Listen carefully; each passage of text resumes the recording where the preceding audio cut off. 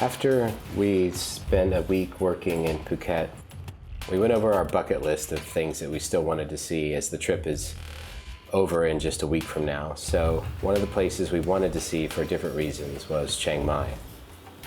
We'd heard that there had been a crackdown recently on some of the people that were working there. A lot of people use it as kind of a home base to run their businesses, websites, and entrepreneurs and stuff.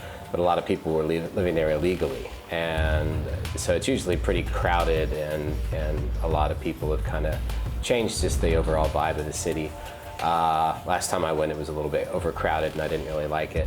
But this time we went, it seemed pretty empty. I'm not sure if it's because the season had anything to do with it, but it also could have just been because a lot of people have been forced to leave.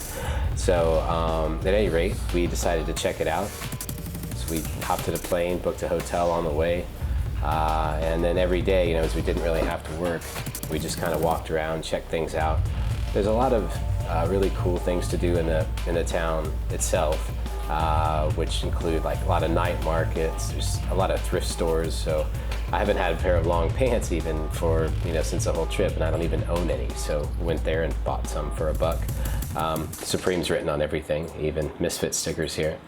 But yeah, we went and got a couple of things that we needed, and just walked around first, just checking out some of the street art.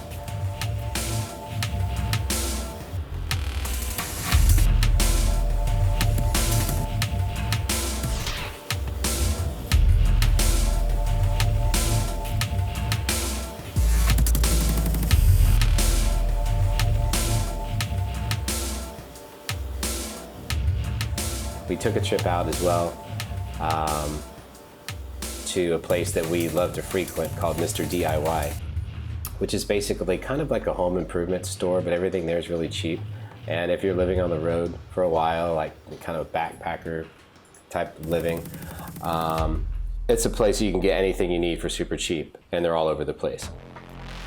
We did go back to town this particular day and walked right into a super bad storm, which we knew it was going to rain, but we didn't know it was going to be anything like this.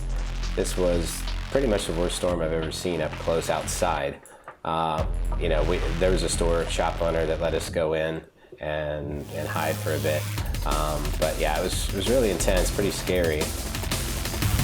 We ended up making our way to, we were trapped out there for a couple of hours.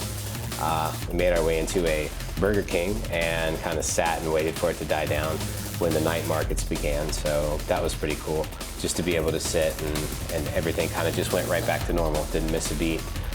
So we went into a night market at that point, and this is one of the biggest ones I've ever seen. There's so much food and just random stuff from all over the place. Oh, I found some heavy metal patches, one from the band Nile, which I love. It's really strange to find it there. But yeah, we got some small lamps and things for home, and just some carved kittens right next to them. They were being guarded by a real kitten, which was pretty adorable. We also, we checked out as much as we could, and we wore our shoes out, basically. We were just on the go, nonstop every day, morning to night. So we definitely took advantage of the city. It's an old town that's surrounded by kind of a moat, which is still there, and we stayed just outside on the edge, which is a little bit cheaper, but we could walk into the city every day. The food was pretty much the standard stuff you get everywhere. I keep finding these curry chicken sausages everywhere. It's super delicious. We took one day to go spend with the elephants. You only book a half-a-day trip, but you have to get up super early, and it takes you like an hour and a half to get out there and come back. Basically, this van just picks you up and stops at a couple other hotels and picks other people up. And we were with a group of, I think, 8 people. But yeah, you go there to this kind of farm where these people live with 3 elephants. They're all females. One's 50, one's 40, and one is 4. And they've all been rescued, had different situations in their lives, and they've ended up here. There's a guy who lives with them, and he doesn't leave their side. He's kind of like their best bro. But yeah, when you book these trips, you're given the option to hang out with them for a little bit. at first that's kind of how you meet them. You give them food. It's kind of like bribing someone with gifts, I guess. But they warm up to you really quickly. And then after that, you get to go give them, I guess you get like a vitamin. So they showed us how you make the vitamins for them every day, because they need to have a balanced diet for a lot of reasons. So after that, you take them to get mud on them, which helps protect them from insects and keep them cool.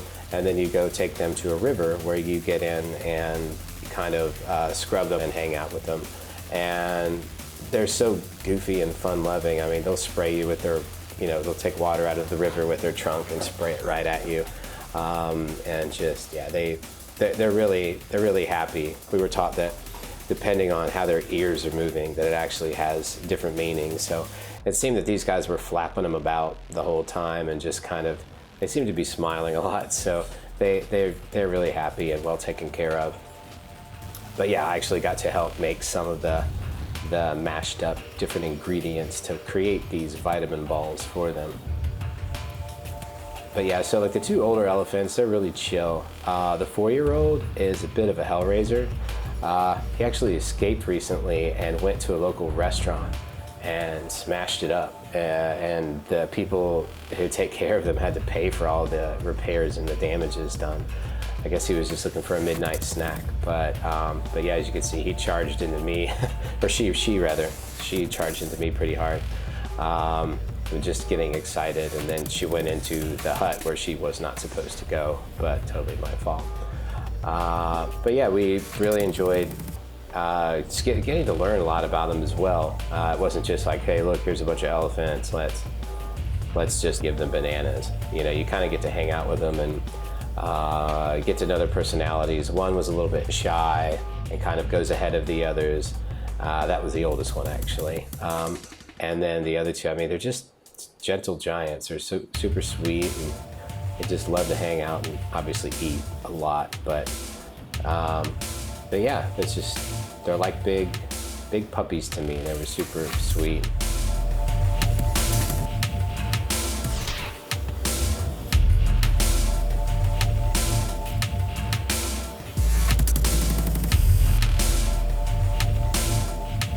So basically when you leave that hut, they make you wear these, they're kind of potato sacks with holes in them.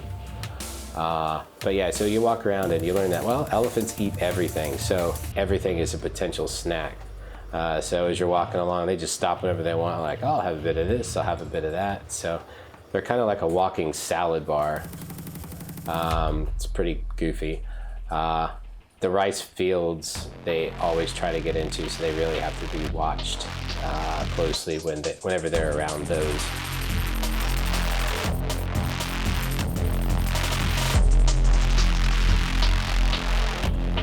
You have to walk them on the road down to where the river is. You go down a few trails for a while. It's about 15-20 minutes almost.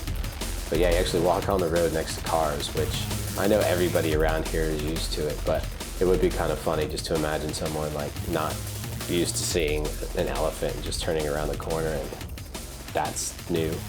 But yeah, so anyway, when you get to the river, they kind of tell you ahead of time what you need to bring, just like flip-flops and a bathing suit, and they give you the potato sack shirt.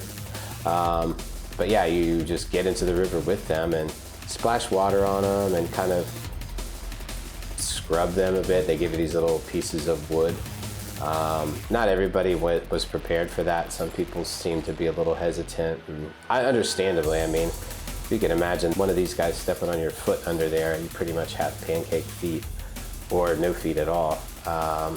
Or if they plop down sometimes, it seems like you would definitely be instantly smushed like a grape. There were a few people who spoke English on our trip. We had some conversations here and there, but nothing major. Everybody kind of just stuck to themselves and did our own thing. And we decided to go back to the camp as everybody was wrapping up. We went back with the one that was a little bit shy, the oldest one. So two other guys walked back with us, and we wrapped everything up. The next day we decided to, it was time to go back to work. So as we were leaving from Bangkok next week, we went ahead and booked this first class bus. I'd never been on one. It's just a few dollars more. It's not too much, but you get your own, it's just kind of like a first class airplane. You get your own seat, you got a TV with all the charging stuff. It takes 10 hours, so we slept overnight. They gave you everything you needed, 3 meals. The breakfast one was a little bit gross, and it made me want to barf immediately. Since it's our last week now at to work, we decided to upgrade a little bit. It's still very affordable. Got a place that's actually it's on the 13th floor of a high-rise in Bangkok. But yeah, it's got like a pool on the roof. It even has a basketball court on the roof. So if anybody, if you guys know me, I do actually love to play basketball. And it's been something I've been into my whole life. So that's a little bit of exercise to go along with everything.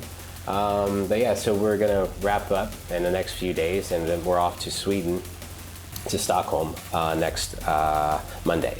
So from then on, I'll be there, and I'll wrap up the record from there and start doing some shows for the winter time. So that's it for now. Take it easy.